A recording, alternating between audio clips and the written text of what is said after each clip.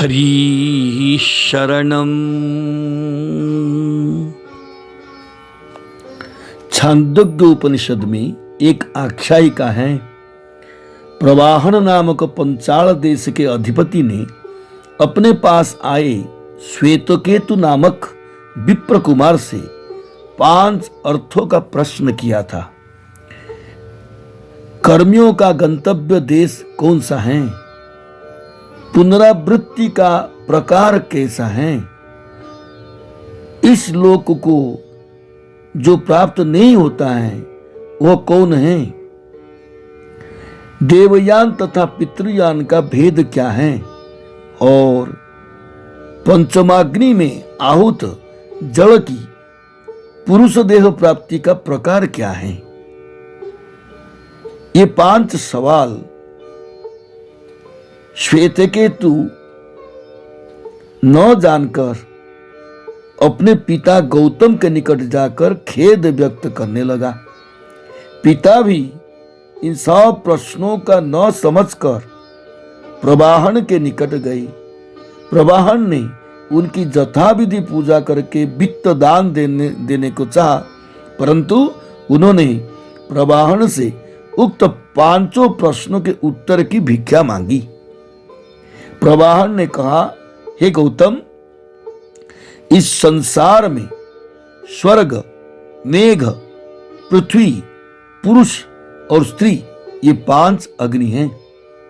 श्रद्धा, सोम, वृष्टि, अन्न और वीर्य ये 5 उन पंचाग्नियों की आहुतियां हैं।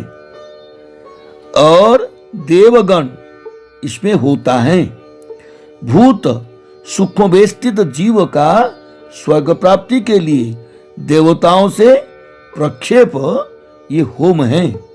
मृत जीव का इंद्रिय वर्ग देवता हैं। वे स्वर्गलोकाग्नि में श्रद्धा को होम देते हैं। यह श्रद्धा ही स्वर्ग भोग के योग्य सोमराज नामक दिव्य देह रूप में परिणत होती है। वो देह फिर भोगांत के पश्चात पर्जन्य अग्नि में हुत होकर वर्षा रूप होती है। वर्षा फिर पृथ्वी रूप अग्नि में हुत होकर अन्न रूप से परिणत होती है। वह अन्न पुरुष रूप अग्नि में हुत होकर वीर्य रूप धारण करता है। वह वीर्य फिर स्त्री रूप अग्नि में हुत होकर गर्भ हो जाता है। इस प्रकार पंचाग्नि में हुत जल की पुरुषाकार प्राप्ति है। यहाँ जिन सब जड़ों के साथ जीव स्वर्गलोक में गमन करता है, वे सब जड़ ही पूर्वोक्त रीति से स्त्री गर्भ में प्रवेश होकर पुरुषाकार में प्राप्त होते हैं। इस प्रकार प्रतीति प्रयुक्त सकल जीव सूक्ष्मभूत के साथ गमन करते हैं, यह सिद्ध हुआ। ब्रह्मसूत्र के गोविंद भाष्य के अनुसार संसार में जीवात्मा के शरीरों का परिवर्तन होता रहता है। उसके प्रकार पर विचार इस सूत्र में अब किया गया है।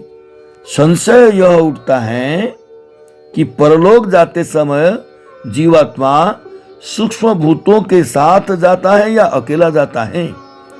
आख्यान वर्णन में सर्वप्रथम कहा गया है कि जल 5वीं आहुति में पड़कर पुरुष रूप धारण करता है। स्वर्गलोक में श्रद्धा की पहली आहुति से सोम या अमृत की उत्पत्ति बताई गई है। सोम की मेघरूप अग्नि में आहुति से वर्षा की उत्पत्ति, पृथ्वी रूप अग्नि के वर्षा के आहुति से अन्न की उत्पत्ति, और पुरुष में अन्न की आहुति से वीर्य की, और तथा स्त्री रूप अग्नि में वीर्य की आहुति देने से गर्भ अर्थात पुरुष की उत्पत्ति बताई गई है। यहाँ जल को सब तत्वों का बीज कहा गया है। उस जल वीर्य रूप बीज में पुरुष जीवात्मा की स्थिति कही गई है। तात्पर्य यह है कि एक से दूसरे शरीर में जाते समय बीज रूप में अवस्थित जीवात्मा सब तत्वों को लेकर जाता है। केवल जल में सब तत्वों का होना कैसे समझा जाए? इसका समाधान यह है, भूत त्रयात्मकत्व के हेतु त्रिवृतकृत जल के ही ग्रहण से तीनों का ग्रहण सिद्ध होता है। तो भी शुक्र शोणित रूप शरीर बीज में द्रव बाहुल्य प्रयुक्त जल के ही बाहुल्य के कारण अप शब्द का प्रयोग जानना चाहिए। श्रुति में भी यह कहा गया है, ताप निवर्तन और सबसे आधिक्य ये दोनों जल की वृत्ति है। अतएव आधिक्य प्रयुक्त जल के ही नाम से व्यवहृत होता है। तात्पर्य यह हुआ कि एक से दूसरे देह में जीव प्राणों में स्थित होकर जाता है। प्राणों को जल रूप कहा गया है, इसीलिए भी जल को पुरुष बताना संगत है। ध्यान देने योग्य है, केवल प्राण का गमन ही नहीं होता, बल्कि प्राणों के साथ समस्त इंद्रियों के आश्रित समस्त सूक्ष्म भूत भी जीव लेकर दूसरे शरीर में प्रवेश करता है। जीव मृत्यु के समय मन के सहित 500 ज्ञानेंद्रियों को भी आकृष्ट किए रहता है। शरीर छोड़ने पर जैसे वायु गंध को ले जाती है, वैसे प्राण उन इंद्रियों को साथ ले जाता है। इंद्रियां आश्रय रहित होकर दूसरे शरीर में नहीं जा सकती। इन इंद्रियों को आश्रित रहने वाले दूसरे सूक्ष्म तत्व भी साथ देते हैं।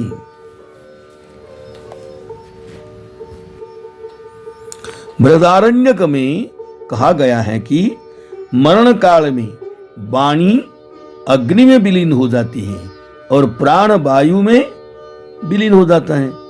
अतः जीवात्मा का दूसरे तत्वों के साथ जाना सिद्ध नहीं होता। शंका का निराकरण करते हुए कहा गया है कि उक्त स्तुति गौण है। जागादि बाक आदि इंद्रियों की विलीनता उनकी निवृत्ति अभिप्रेत है।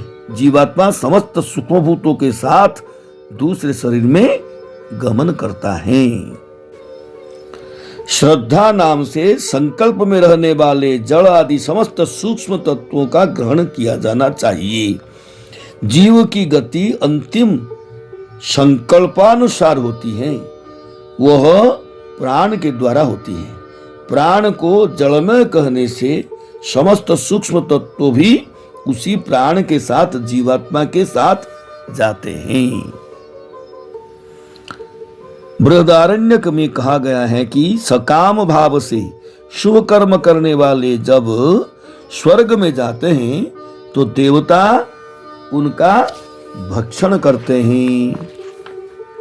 जब वे देवताओं के भोग्य बन जाते हैं तो वे स्वर्ग का भोग कैसे प्राप्त करते हैं? इस शंका का समाधान करते हैं। यह सोमराज देवताओं का अन्न है और देवतागण उसे भक्षण करते हैं इत्यादि वाक्य से जो सोमराज देवताओं का अन्न है उसे कभी जीव नहीं कहा जा सकता है, क्योंकि जीव भक्षण के अयोग्य हैं। इस प्रकार के पूर्व पक्ष का उत्तर यह है कि जीव का अन्नत्व गौण है। आत्मज्ञान के अभाव के कारण जीव तादृश भाव को प्राप्त होता है। श्रुति में भी इस प्रकार दिखाया गया है। श्रुति भी आत्मज्ञान विहीन जीवों की देव सेवकता कहती है। जो अन्य देवताओं की सेवा करता है वह उन देवताओं का तथा अपने आप का तत्व कुछ नहीं जानता है। वह उन देवताओं का पशु अर्थात उनके संपूर्ण अधीन है। जीव स्वर्ग में सुख भोग कर पुण्य क्षीण होने पर लौट आता है, ऐसा श्री गीता शास्त्र का कथन है। यदि देवता उसे खा जाते हैं तो मर्त्यलोक में लौट कर आना किसके लिए कहा गया है? अतः भक्ष का अर्थ सेवक या भोग साधन समझना चाहिए। फलोन्मुख कर्म का क्षय होने पर जीव भुक्तावशिष्ट कर्म के साथ पुनः आगमन करता है। यह अर्थ श्रुति स्मृति में सिद्ध है।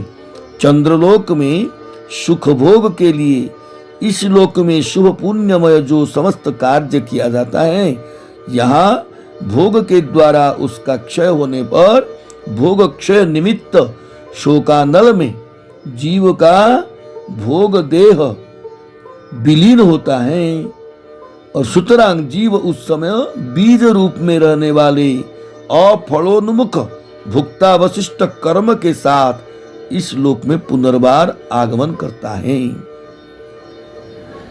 आगमन कालीन उत्कृष्ट आचरण के द्वारा ब्राह्मण क्षत्रिय वैश्यादि उत्तम योनि को तथा उस समय में होने वाले निंदनीय आचरण के द्वारा कुकुर सूकर चांडाल आदि योनि को प्राप्त होता है। स्वर्ग में उतने दिन सुख भोग करते हुए रहता है जब तक उसके जितने कर्म फल देने में सक्षम रहते हैं। फलोन्मुख कर्म के समाप्त होने पर शेष अच्छे बुरे कर्मों के फल भोग के साथ आकर पुनः जन्म लेता है। उन्हीं कर्मों के अनुसार अच्छी बुरी योनि को प्राप्त करता है। श्री हरि शरणम।